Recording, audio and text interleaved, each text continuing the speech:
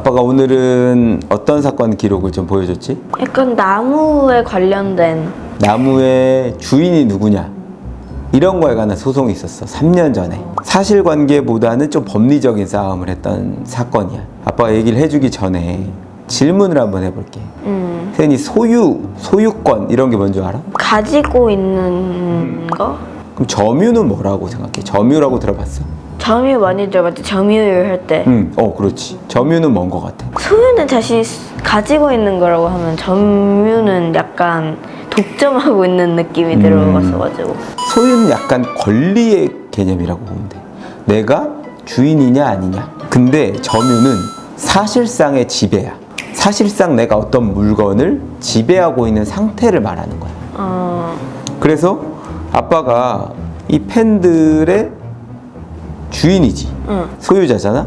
근데 아빠가 이거를 세연이한테 잠깐 갖고 있어 라고 맡겨놓는단 말이야. 그렇다고 해서 주인이 바뀌는 걸까? 그런 건 아니지. 아니지. 빌려주는 거. 여전히 이 펜은 아빠가 주인이고 세연이 말처럼 아빠가 빌려줬기 때문에 세연이는 단지 빌려서 사용하고 있는 사람이야. 점유하고 있는 거지. 근데 세연이가 이렇게 펜을 아빠한테 빌려서 쓰고 있는데 갑자기 길 가던 도둑이 펜을 훔쳐가. 그러면 세연이는 소유자가 아니고 점유자일 뿐이니까 그냥 가만히 지켜봐야 될까? 아니면 그거를 회수할 수 있을까? 할 수 있지 않을까? 주인이 아닌데 어쨌든 내가 가지고 있는 거니까 그거는 다시 가져와야 되는 거 아니야? 정확한 얘기야. 점유하고 있는 상태 자체를 보호하는 권리가 있어. 그게 점유권이야. 그러면 오늘은 우리가 소유에 관한 얘기를 한다고 했잖아. 시골에 이제 할아버지 집 가고 있으면 우리 과수원 있잖아. 사과나무들. 그걸 이제 한자로 수목이라고 하지. 수목.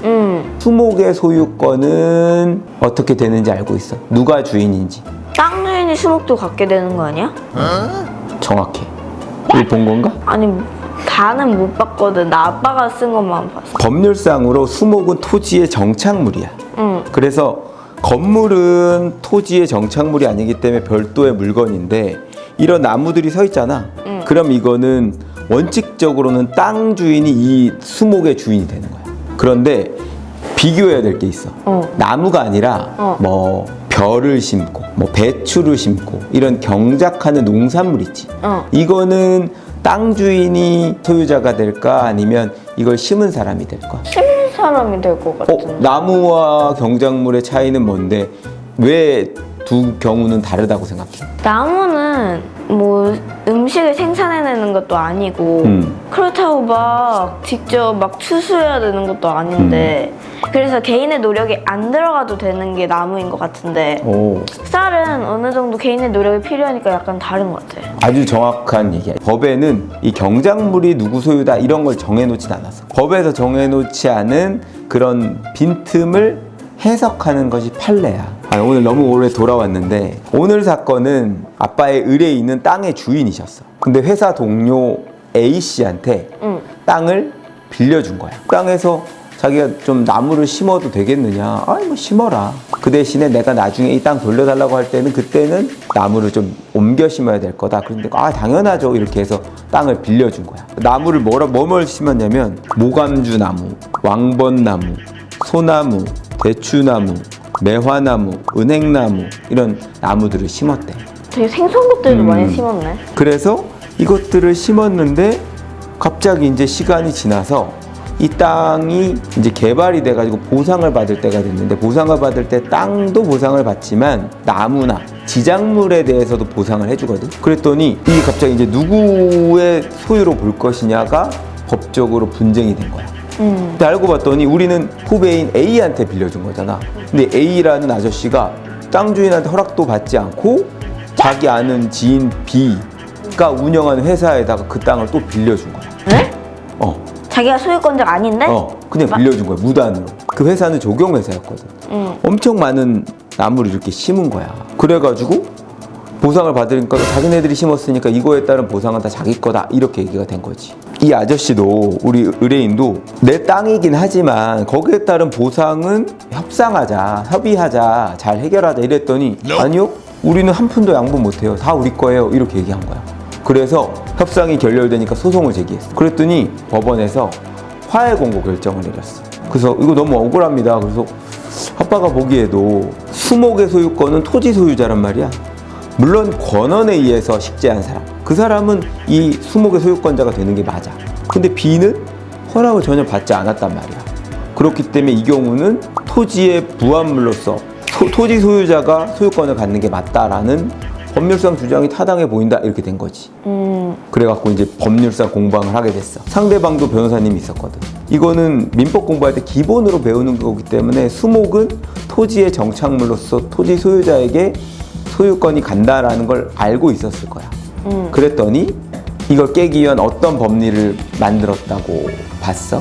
요거 한번 읽어봐 볼래? 일반적으로 수목은 이동성이 예상되어 있지 않으므로 토지의 부합물로서 타인 소유의 토지상의 권한 없이 수목식을 식재하는 경우에는 특별한 사정이 없는 한 수목의 소유권은 토지 소유자에게 귀속하고 권한에 의하여 식재한 때는 그 소유권이 식재한 자에게 있다 할 것입니다. 아빠가 말한 그대로지. 거기에 더해서 어떤 주장을 했냐면 이동성이 예상되고 거래 가치가 있는 수목은 좀 달리 봐야 된다 라고 하면서 이런 두 가지 판례를 들면서 이런 판례를 종합해 보니까 수목은 이동성이 예상돼 있지 않으므로 토지의 정착성이 있지만 예외적으로 이동의 용이성, 거래 가치가 인정되면 토지에 부합하지 않은 유체동산이란 취지다. 그렇기 때문에 여기 있는 것들은 판매를 목적으로 생각하고 있고 유체동산이기 때문에 토지에 부합되지 않아서 이걸 식재한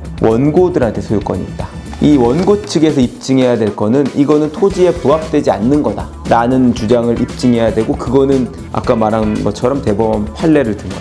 두 번째로는 원고 회사가 권한을 갖고 있었다는 걸 입증했어야 돼. 여기에 이제 민사 집행법상의 판례를 들었거든. 그럴싸했어. 그 판례가 있는 것 자체는 맞았거든. 그래서 이제 아빠가 이제 보자 해가지고 어떻게 대응을 하게 됐냐, 이제부터가 하이라이트야. 그 원고 회사가 식재한 수목을 별도의 유체동산으로 볼 수 있는 거냐라는 항목으로 원고 측에서 이제 거시한 판결이 있는 건 맞는데 이거는 그에 관한 판례가 아니다. 뭐냐면 그 원고 측에서 언급한 이 판례는 수목의 소유권에 관한 기존 법리를 깨고 이동의 용이성, 거래 가치가 인정될 경우에는 별개의 소유권으로서 인정되는 유체동산으로 본 게 아니다. 다만 이거는 그 민사집행법, 근데 소송이 끝난 이후에 상대방이 임의로 이행하지 않을 때 강제로 집행하는 법리를 담은 거, 제도를 담은 게 민사집행법이거든. 판결을 받아서 강제로 집행을 하려고 봤더니 수목이라는 대상이 있는데 소유권에 있어서는 아까 말한 법리대로 판단을 하지만 이거를 강제 집행을 하려고 봤더니 단지 토지처럼, 경매를 요하는 토지처럼 볼 게 아니라 유체동산처럼 보는 것이 실제로 집행을 하는데 필요하다. 이런 취지에서 본 판례다 라고 해서 이 판례는 민사집행법 제189조 제2항에 관한 것인데, 등기할 수 없는 토지의 정착물로서 독립하여 거래의 객체가 될 수 있는 것은 민사집행법에 있어서 유체동산으로 본다 라는 규정이었어요. 그래서 아빠가 이렇게 이 조문을 적으면서 민사집행법에 있어서 유체동산으로 본다, 이게 약간 강조점 두는 건데 아빠 이거 할 줄 몰랐다가 어디서 보고 배운 거거든.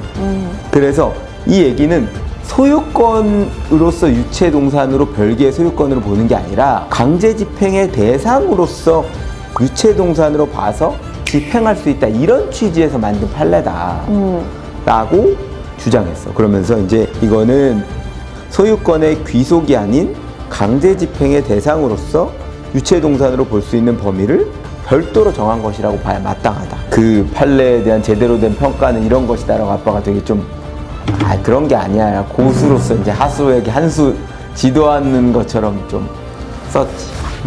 그래서 원고 회사가 심었는데 권한에 의해서 식재하는 것이 아니고 그렇기 때문에 원칙적으로 토지의 소유자인 원고가 소유권을 취득하는 게 맞고, 그리고 원고 주장처럼 이거는 이동성이 있고 거래 가치가 있다는 이유만으로 별도의 소유권의 객체가 되는 것은 아니다 라고 해서 그 주장을 배척했지. 아빠의 법리적 주장이 받아들여지게 된 거야. 사실 아빠의 의뢰인도 이걸 다 내 거니까 내 마음대로 하겠다 이런 건 아니었어. 그 나무를 실제로 심었던 회사가 이제는 자기네 게 아니게 됐으니까 당장 발등에 불이 떨어졌잖아. 그러니까 이제 협상을 하자고 해서 그 보상금을 적정하게 나눠 가진 걸로 알고 있거든. 어때? 어려워? 재밌었어. 그리고 한층 아빠의 직업이 좀 어렵다는 생각이 들게 돼. 그래서 법은 공부하면 공부할수록 어려워. 그리고 이에 걸면 귀걸이, 코에 걸면 코걸이라고 볼 수 있는데 그게 그럴 수밖에 없는 이유가 개별적인 사정들을 다 따져봐야 되기 때문이야. 그래서 실제로 그 속사정을 들어보면 귀걸이가 될 때랑 코걸이가 될 때가 다른 이유가 있을 때가 많거든. 아무튼 다음번에는 현장 로케이션, 그 실제 사건의 현장을 나가서 한번 찍으면서 한번 얘기를 해보지. 오늘 여기까지 할까? 응. 알겠어.